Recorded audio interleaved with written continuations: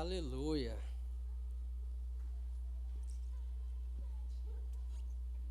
Quem está feliz aí diz glória a Deus. Deixa eu liberar aqui as crianças.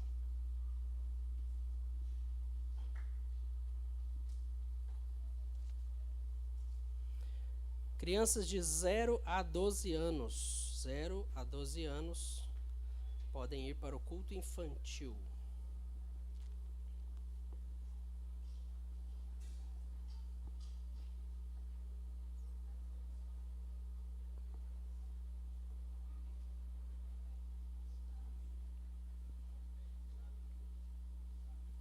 Eu sempre falo que vou trazer a minha Bíblia menor para caber tudo aqui, irmãos, mas eu sempre esqueço e eu fico me ajeitando aqui toda vez. Amém? Quantos estão com expectativa aí da palavra do Senhor? Diz amém. Aleluia. Abra sua Bíblia aí. Evangelho de Jesus segundo João. João capítulo 9. João capítulo 9. Não sei se já colocaram o tema da mensagem aí, mas o tema que eu quero trabalhar com os irmãos nessa tarde e noite, logo mais, é: lave suas marcas em Siloé.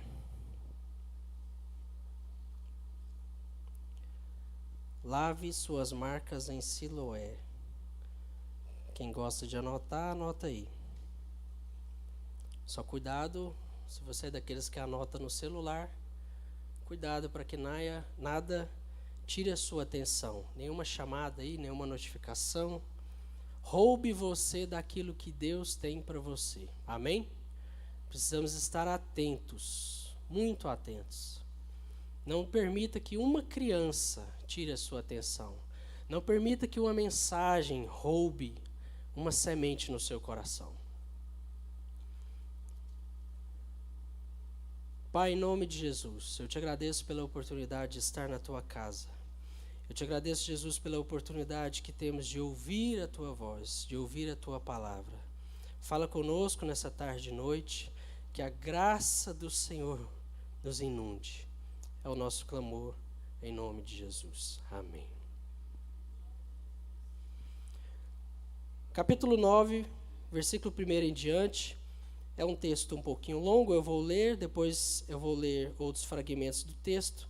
Os irmãos vão me acompanhando aí. Versículo 1 em diante, diz assim: Ao passar Jesus, viu um cego de nascença. Seus discípulos lhe perguntaram: Mestre, quem pecou, este homem ou seus pais, para que ele nascesse cego? Disse Jesus: nem ele, nem seus pais pecaram. Mas isso aconteceu para que a obra de Deus se manifestasse na vida dele. Enquanto é dia, precisamos realizar a obra daquele que me enviou. A noite se aproxima, quando ninguém pode trabalhar. Enquanto estou no mundo, sou a luz do mundo. Tendo dito isto, cuspiu no chão, misturou terra com saliva, aplicou-lhe aos olhos do homem. Então lhe disse: vá lavar-se no tanque de Siloé, que significa enviado. O homem foi, lavou-se e voltou vendo. Seus vizinhos e os que anteriormente o tinham visto mendigando perguntaram: não é este o homem que costumava ficar sentado mendigando? Alguns afirmavam que era ele. Outros diziam: não, apenas se parece com ele. Mas ele próprio insistia: sou eu mesmo. Então, como foram abertos os seus olhos? Interrogaram-no eles. Ele respondeu: o homem chamado Jesus misturou terra com saliva, colocou nos meus olhos e me disse que fosse lavar-me em Siloé. Fui, lavei-me e agora vejo. Eles lhe perguntaram: onde está esse homem? Não sei, disse ele. Levaram aos fariseus o homem que fora cego. Era sábado, o dia em que Jesus havia misturado terra com saliva e aberto os olhos daquele homem. Então os fariseus também lhe perguntaram: como ele recuperara a vista? O homem respondeu: Ele colocou uma mistura de terra e saliva em meus olhos, e eu me lavei e agora vejo. Seguindo agora o versículo 24. Pela segunda vez, chamaram o homem que fora cego, e lhe disseram: Para a glória de Deus, diga a verdade. Sabemos que esse homem é pecador. Ele respondeu: Não sei se ele é pecador ou não. Uma coisa sei: eu era cego e agora vejo. Versículo 34. Diante disso, eles responderam: Você nasceu cheio de pecado. Como tem ousadia de nos ensinar? E o expulsaram. Jesus ouviu que o haviam expulsado, e ao encontrá-lo, disse: Você crê no Filho do Homem?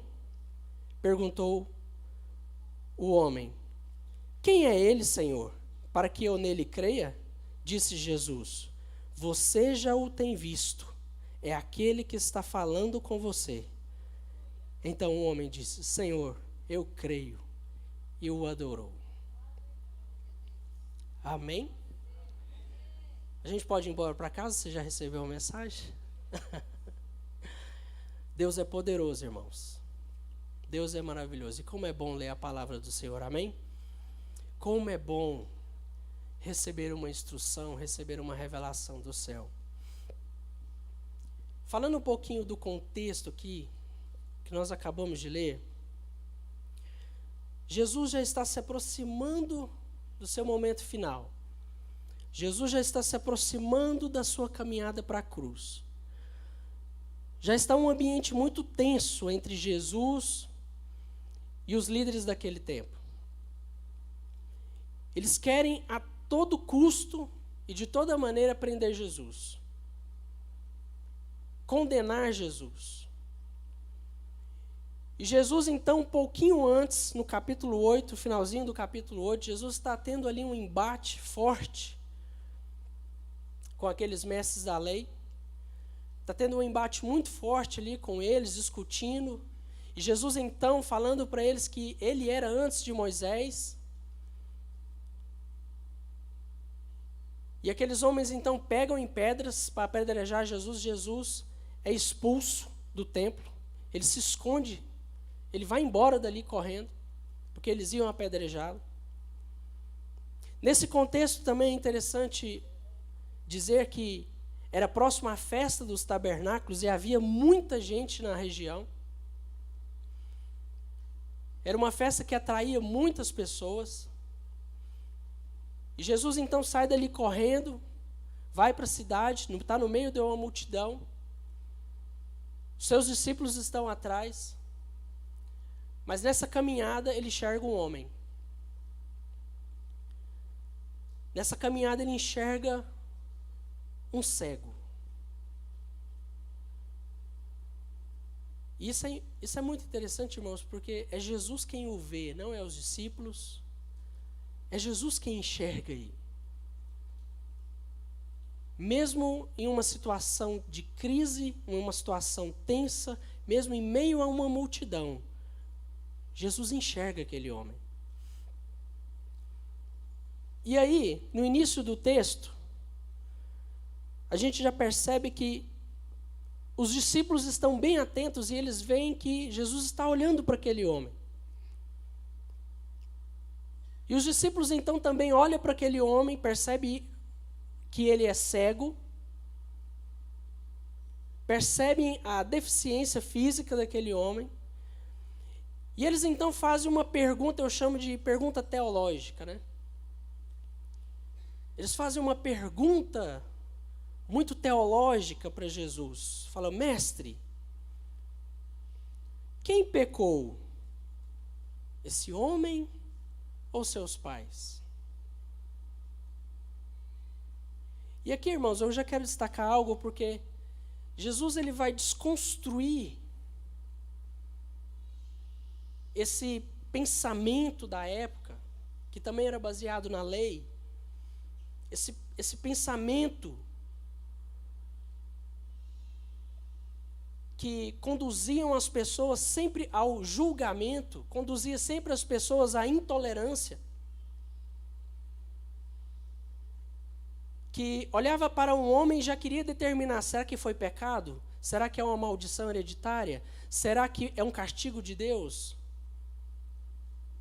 E Jesus então começa a desconstruir, e o primeiro ponto que eu percebo aqui é Jesus desconstruindo esse entendimento, é quando a nossa teologia ela não está muito alinhada com a vontade de Deus.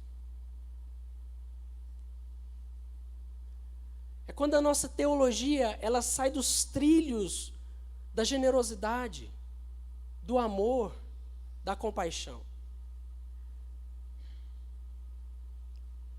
Os discípulos olham para aquele homem querendo achar um problema, uma causa. Mas Jesus olha para aquele homem e vê um coração. Então Jesus, ele vai desconstruir.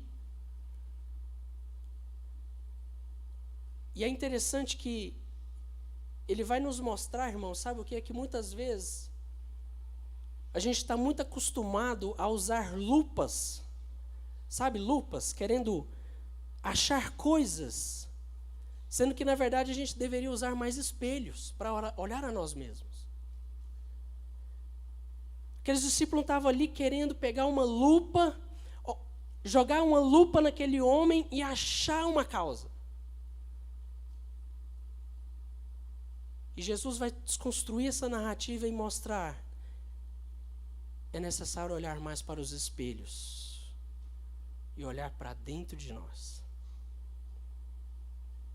do que querer pegar uma lupa e olhar para os outros. Ao longo do texto também a gente vai ver isso, porque os vizinhos vai olhar para aquele homem e vai apontar a limitação dele. Não era o mendigo, não era o cego, não era aquele que ficava pedindo.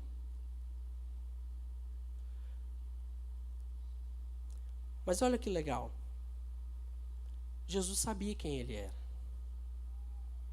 Muitos podem não saber quem é você, mas Jesus te conhece. Muitos podem não ver você em determinadas situações, mas no meio de uma multidão, ele olha para você. Ele te acha. Jesus te acha. Ele me acha. E um outro ponto aqui interessante, caminhando ao longo aqui do que a gente leu, é que, além de Jesus desconstruir esse pensamento que foge dos trilhos do amor, da generosidade, da compaixão, ele vai também usar um processo de cura muito diferente daquilo que a gente acha, às vezes, normal. E eu percebo aqui, irmãos, sabe o quê? É que Jesus tem um processo de cura ideal para cada um de nós.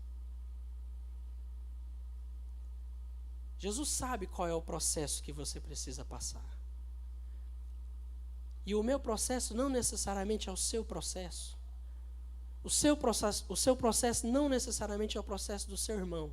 Mas uma coisa é certa, Jesus sabe o processo de cura que eu preciso e que você precisa.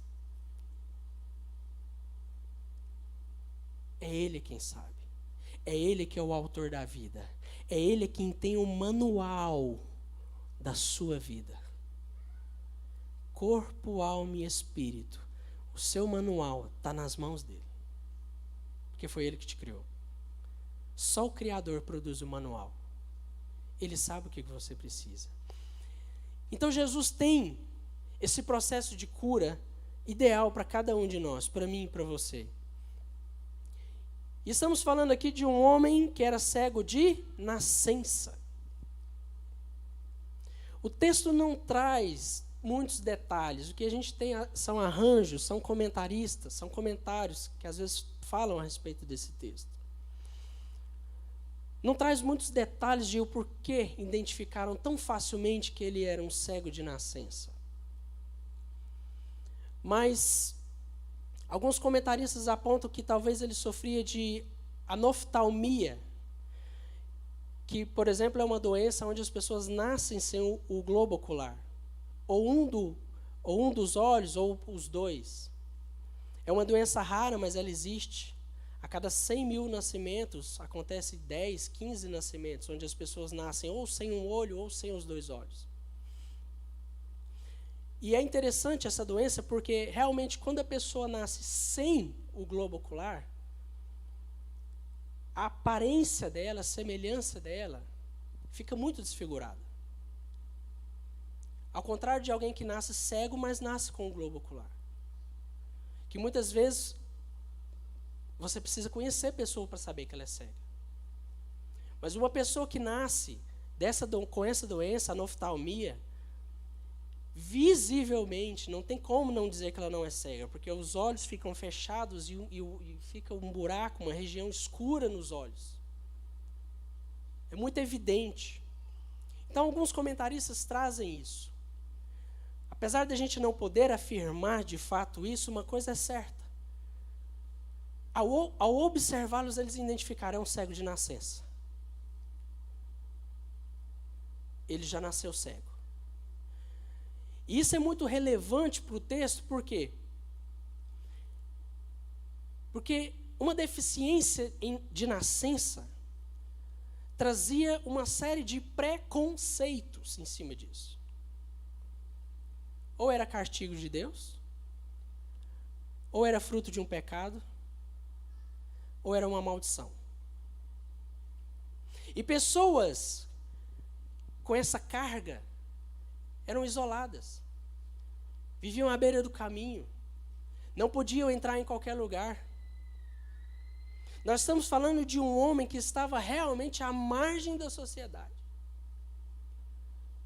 Estamos falando de alguém que realmente vivia o preconceito, o peso de uma lei, o peso de um julgamento. Quem pecou? Será que foi ele? Será que foi os pais? Será que foi os avós? Será que alguém lançou uma maldição? Será que Deus castigou ele? Havia um peso, irmãos, sobre a vida daquele homem. Havia um fardo sobre a vida daquele homem. E é interessante que essa condição, um homem que sofria muita zombaria, era muito humilhado. Mas mesmo assim, Jesus olha para ele e Jesus tem um processo ideal para a vida daquele homem. Jesus tem o processo ideal para restaurar a vida daquele homem. E como que foi esse processo? Nós lemos o texto. A Bíblia diz que Jesus cospe no chão, mistura sua saliva ali, faz um loldinho, faz um barrinho ali, como você achar melhor, e aplica no rosto daquele homem. E aí aqui vamos por partes, porque o texto diz era sábado. Apesar de a gente estar falando ali de talvez uma quantidade pequena, né, que Jesus produziu ali na sua mão e passou ali no rosto daquele homem, fazer barro é trabalho. E não pode trabalhar no sábado. Tem um monte de fariseu em cima, querendo aplicar a lei e dizer, não, isso você não pode trabalhar. Mais ainda, você não pode curar. Havia radicais naquela época, irmãos, que contavam os passos no sábado. Tinha uma determinada quantia de passos que você tinha que dar no sábado.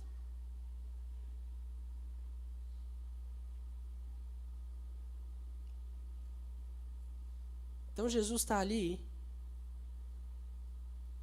dizendo, a minha compaixão é muito maior. O meu amor é muito maior.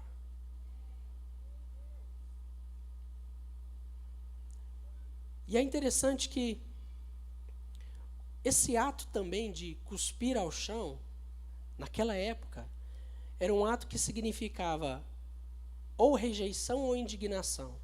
Quando você estava indignado com alguma coisa, o judeu cuspia no chão. Você queria rejeitar algo, você cuspia no chão. E pessoas como na condição daquele homem, vivia muito isso da condição daqueles radicais. Muitos cuspiram nele. Muitos passavam por ele e cuspiam no chão, dizendo, maldito, pecador. E olha que detalhe interessante, Jesus usa a mesma ferramenta e significa a vida daquele homem. Ah, muitos cuspiram em você? Também vou cuspir, mas agora eu vou te curar. Agora eu vou restaurar. Jesus ressignifica aquilo que feria, ele agora ressignifica. Agora não vai ferir, agora vai curar. Agora é uma cicatriz que você não sente dor. Você vai enxergar ela, mas você vai pegar nela e ela não vai doer mais. É como a minha filha, que tem uma cicatriz agora no peito, mas não é uma cicatriz de ferida, não, é uma cicatriz, é o sinal da vitória. Então, Jesus agora ressignifica.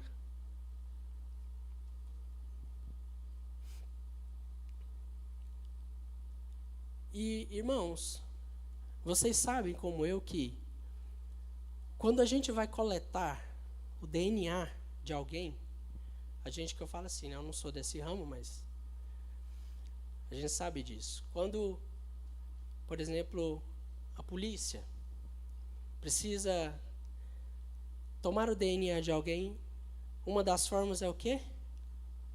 Saliva. O que Jesus está fazendo ali nada mais é, eu vou misturar o meu DNA com o barro, que faz parte da sua criação. Eu vou ressignificar a sua vida. Eu vou mudar a sua história. É isso que Jesus está fazendo. Você está entendendo ou não? E aí então Jesus faz isso. Você está entendendo? Eu estou caminhando no processo, né? Jesus faz isso. E Jesus dá uma ordem a ele. Agora você vai até o tanque de Siloé e vai se lavar. E o que é o tanque de Siloé? O tanque de Siloé era um represamento na parte da Jerusalém antiga, vindo do sul. Esse represamento ele foi formado nos tempos do rei Ezequias. Foi um túnel que eles fizeram no meio da rocha, para que a água entrasse para dentro da cidade. Porque quando havia guerras e eles fechavam a cidade, se eles não arrumassem uma forma de ter água lá dentro, eles ficavam sem água, morriam de sede dentro da cidade, porque a cidade poderia estar cercada. Então, nos tempos do rei Ezequias, eles fizeram um túnel e fizeram um represamento dentro da cidade. O tanque de Siloé era esse represamento. E ele também é citado em Lucas 3, 4, pelo próprio Jesus, só que num momento trágico, onde uma torre lá caiu. É também citado em Isaías 8, 6, em Isaías 28, 11.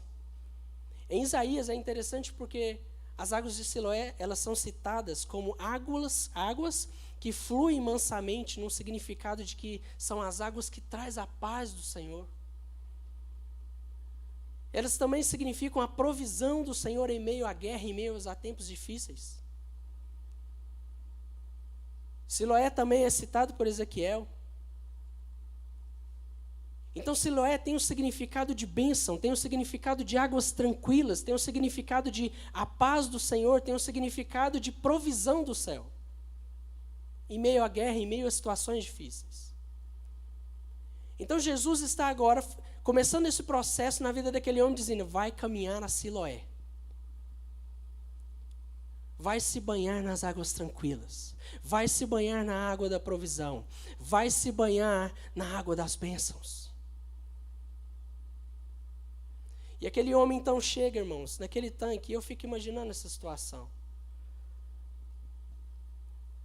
Porque ele só é curado quando ele se lava. Até então ele vai caminhando cego. Então eu fico imaginando aquele homem se lavar, e então ele pega a água daquele tanque, e ele começa a lavar seu rosto. No seu rosto tem barro e tem DNA de Jesus. E ele começa a lavar e misturar aquele DNA de Jesus no seu rosto. E quando ele termina de se lavar, ele olha na água. Você sabe que existem dois espelhos naturais. Um é a água e o outro são os nossos olhos, né? Se você olhar no olho do seu irmão, você vai ver que há um espelho lá dentro. Quando aquele homem olha na água, ele está olhando para ele. Um rosto lavado pelo DNA de Jesus. Um rosto lavado pelaquela obra de ressignificação que Jesus fez na vida dele. Ele está lavando o rosto e vendo a si mesmo. E o DNA fala da identidade. Jesus muda a identidade daquele homem. Irmãos, tem processos que às vezes a gente passa e a gente não entende nada. E às vezes não é para entender mesmo. É só para a gente cumprir o processo. Porque às vezes a gente desiste se a gente ficar sabendo demais do processo. Mas sabe de uma coisa, o processo que você está passando é para você mesmo. Lá na frente tem águas de Siloé para você. Tem vida restaurada, tem águas tranquilas, águas de paz, águas de provisão chegando para você. Tem identidade restaurada. Pessoas que vão olhar para você, não, peraí, como aqueles vizinhos, não, mas peraí, esse aí não é aquele não. Esse aí não é aquele mendigo que ficava aqui, não. Esse aí é uma pessoa restaurada. Esse daí é uma pessoa completamente mudada. O nosso Deus é o nosso Criador. Ele sabe o que a gente precisa. Ele sabe. Se você precisa de cura, Ele sabe. Se você precisa de renovo, Ele sabe o que é renovo. Se você precisa de uma vitória, Ele sabe que você precisa de uma vitória. Se você precisa de uma bênção, Ele sabe que você precisa de uma bênção. Mas se você precisa de um milagre, Ele sabe que você precisa de um milagre.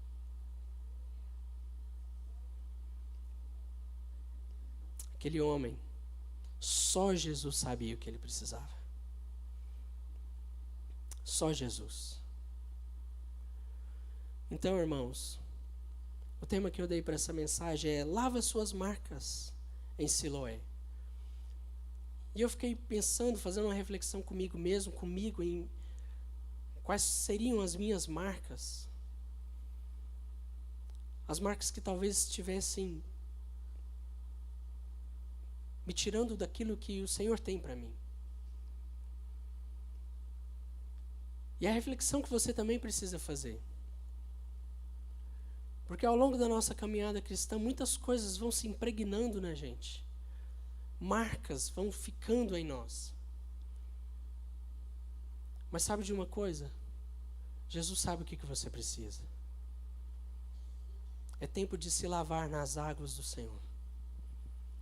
É tempo de tirar as marcas, tudo aquilo que talvez foi projetado em cima de você, sobre você, que não é seu.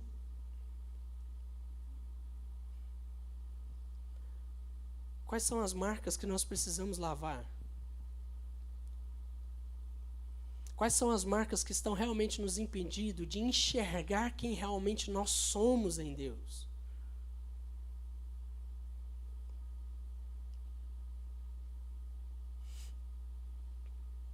E é interessante, irmãos, porque o texto fala nessa ordem, que quando Jesus dá a ordem àquele cego, o texto fala assim: ele foi, lavou-se e foi curado. 3 pontos. Ele foi, é decisão. Precisamos de uma decisão. O lavar-se é a obediência. É obedecer aquilo que foi ordenado. Ser curado foi a restauração da identidade. Aquele homem teve a sua vida mudada, a sua identidade transformada. E olha que legal. Porque ele foi, lavou-se e foi curado. E o que aconteceu logo em seguida? Ele volta. E quando ele volta para quê? Ele volta para testemunhar. As pessoas estavam falando: quem é você? Eu era aquele mendigo. Mas agora, eu fui curado. Quem abriu os seus olhos? Não sei. Quem curou você? Não sei. Foi aquele Jesus que chamam de Jesus. Cadê ele? Não sei. Eu só sei que eu era cego e agora eu vejo. Ele começa a dar testemunhos. E aí tem um ponto interessante que nós lemos no texto, que é o quê? É que os fariseus agora viram para ele, os fariseus fizeram muitos levou ele numa série de interrogamentos. Chamou os pais dele no texto, não lemos essa parte, mas está lá. Chamaram os pais dele e falaram, esse aí é o filho de vocês mesmo? Ele era cego? Os pais falaram, ele era cego. E o que aconteceu com ele? Os pais ficou com medo e falaram, olha, ele já é de maior, então pergunta para ele. E aquele homem diz de novo, eu era cego e agora eu vejo. E aí sabe o que acontece? Os fariseus viram para ele e falam assim, você é um pecador. Irmãos, isso é coisa do diabo mesmo, fica tranquilo. Mesmo após aquele homem estar curado, restaurado, vem o filho do cão para tentar voltar ele para o passado. Tentar voltar ele para a narrativa de que ele era um pecador, de que ele era um maldito. Olha o que os caras falam para ele. Você está querendo ensinar a gente aqui alguma coisa? Você está cheio de pecado. É interessante, irmãos. E deixa eu pegar um texto aqui, emprestado, de Romanos 8, 38, 39. Porque essa questão do passado ela é muito séria. Em Romanos 8, 38, 39, Paulo diz assim, pois estou convencido de que nem a morte, nem a vida, nem anjos, nem demônios, nem presente, nem o futuro, nem quaisquer poderes, nem altura, nem profundidade, nem qualquer outra coisa na criação, será capaz de nos separar do amor de Deus, que está em Cristo Jesus nosso Senhor. Amém? Olha o que Paulo está falando. Ele fala que morte, vida, anjo, demônio, nada, altura, profundidade, nada pode nos separar do amor de Deus. Mas observe o seguinte, ele fala assim, ó, nem o presente e nem o futuro. Engraçado, ele não fala do passado. Já tinha prestado atenção nisso ou não? Será que Paulo errou? Será que Paulo esqueceu do passado? Ou será que Paulo achou que semanticamente era melhor falar altura, falar presente e futuro e não passado? Não, irmãos, Paulo não errou. Sabe por quê? Porque o aprisionamento no passado pode sim impedir você de desfrutar do amor de Deus. Irmãos, só para ficar claro, eu não estou falando de salvação. Eu estou falando de vida plena em Deus. Amém? É isso. E o aprisionamento no passado, ele tem um nome. Ele tem um nome. Diga comigo, depressão. Vivemos esse mal no nosso século. E eu estava meditando nessa mensagem, porque os fariseus viraram para aquele homem, mesmo ele curado, transformado, dando já testemunho do que Deus tinha feito na vida dele. Aquele homem estava dando testemunho do que Deus tinha feito na vida dele. Os fariseus viram para ele e falam que nada. Você é um pecador. Você carrega maldição.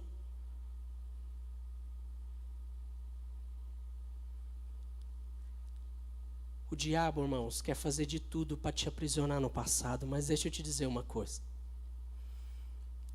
Jesus arranca você do passado e te mostra o seu futuro hoje. Eu não sei se é o caso de alguns aqui, porque depressão, irmãos, não tem nada a ver com pecado. Não tem nada a ver com... Não, presta atenção. É uma situação maldita, clínica e espiritual, em que as pessoas ficam aprisionadas no passado e começam a se distanciar daquilo que Deus tem para elas. Tudo perde a graça, tudo perde o gosto. Mas Deus está falando, eu tenho águas de Siloé, Eu tenho paz para você. Eu tenho abundância. Eu tenho prosperidade. Eu tenho vida plena para você. É isso que o Senhor está falando. É isso que Jesus tem para você e para mim. Então aqueles homens estão tentando cravar de novo o passado na vida daquele homem. Aquele homem sai dali, eles expulsam ele. Normal, expulsaram Jesus, agora expulsam ele. E o bonito do texto é o quê? É que Jesus agora encontra ele de novo. Aquele homem agora está curado, restaurado no seu filho. Jesus agora encontra com ele. E aí, tudo bem? Tudo bem? Bom? Só falta uma coisinha agora. Você crê no Filho do Homem? Aí, ele fala assim, ó, o homem, tá? O que era cego. Ele fala assim, ó. Perguntou o homem, quem é ele, Senhor? Já chama Jesus Senhor. Para que eu nele creia? Jesus disse, você já está vendo. É o que está falando com você. Então o homem disse, Senhor, eu creio. E o adorou. Aquele homem agora está adorando Jesus. Aquele homem que não tinha perspectiva nenhuma de vida. Aquele homem que tinha o estigma de um passado lançado sobre ele. De pecado, de maldição, de castigo de Deus. Agora está adorando Jesus. Agora tem salvação. Agora tem vida plena em Deus. Agora foi lavado e tem o DNA escorrendo, o DNA de Jesus escorrendo no seu rosto. Sabe o que é lavar em Siloé? É se preparar para adorar Jesus. Se você pode, fique de pé. Eu quero fazer uma oração. Irmãos, eu não sei o que te aprisiona. Eu não sei o que te segura. Eu não sei o que está travando a sua vida plena no Senhor. Eu não sei se é o passado. Eu não sei se foi uma palavra liberada. Eu não sei se há um desânimo que foi lançado sobre você. Ontem eu conversando com os amigos, e a gente falando um pouco sobre isso, sobre pessoas que às vezes saem da igreja por motivos tão pequenos e começa a perambular sem direção. E eu fico pensando, meu Deus, aqui é o lugar de vivenciarmos o processo de Deus. Você vai sair para quê? Ah, porque brigamos, um diácono falou mal do meu filho e briguei com um líder e tal. E, irmãos, não perca o processo de Deus na sua vida por coisas tão pequenas. Não saia do trilho daquilo que Deus tem para você por coisas tão pequenas. Aonde Deus te plantou, é aí que você vai dar fruto. E eu falando com esses amigos meus ontem, eu dizia para eles assim, olha que interessante. Nos tempos de Jesus,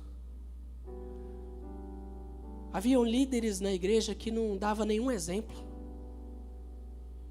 Fariseus, hipócritas, que falavam, mas não agiam como tal. Mestres da lei que sufocavam as pessoas com tantos ensinamentos, mas eles mesmos não faziam nada. Jesus viveu nesse tempo. Jesus cresceu nessa igreja. E deixa eu te dizer uma coisa, Jesus nunca saiu da igreja por causa desses homens. Lá na frente ele até foi expulso quando ele começou seu ministério. Mas Jesus sair da igreja por causa de homens?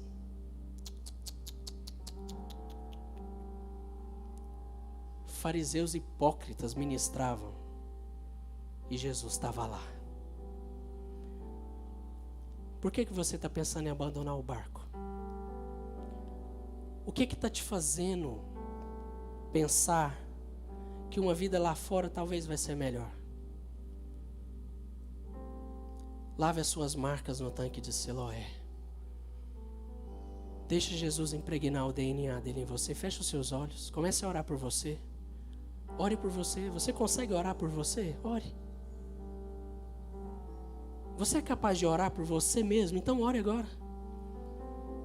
Tudo aquilo que está te atrapalhando, tudo aquilo que está te aprisionando, talvez num passado, irmãos, abandona isso hoje.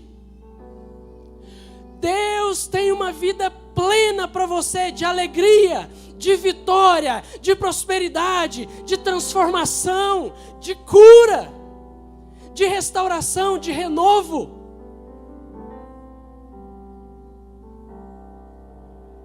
E Ele está aqui. Essa é a casa que o Senhor te plantou. Começa a dar fruto, começa a germinar agora. Xerecanda, surianda lá, mas xerianda lá, maçucanda lá, mas xerianda lá, maçu. Deus está aqui, irmãos. Começa a germinar agora. Começa a absorver essa seiva da oliveira. Começa a se banhar nessas águas tranquilas do céu. Oh, Espírito Santo, vem, vem, Espírito Santo. Vem, Espírito Santo, começa a encher esse lugar agora. Tem pessoas aqui que precisam ser libertas do passado hoje. Jesus, tem pessoas aqui que estão travadas por causa de uma palavra. Essa palavra está sendo apagada agora. Tem pessoas aqui que estão carregando marcas, estão carregando palavras de maldição. Deixa eu te dizer uma coisa, meu irmão. Jesus te encontra agora, Ele está olhando para você. Oh, Deus Todo-Poderoso. Aquele homem começou a se lavar naquele tanque. Ele começa a se lavar, tem barro misturado com saliva, com DNA de Cristo. Ele começa a se ver nos espelhos das águas. Uma imagem que ele nunca tinha visto. Ele só ouvia sons. Ele só ouvia palavras de que você não presta, você é um pecador, você é maldito. Agora ele olha para ele mesmo e ele vê o brilho do seu rosto nas águas resplandecentes de Cristo. Que o Senhor possa te restaurar nessa tarde e noite. Que o Senhor possa, a partir de agora, te fazer caminhar em uma vida plena.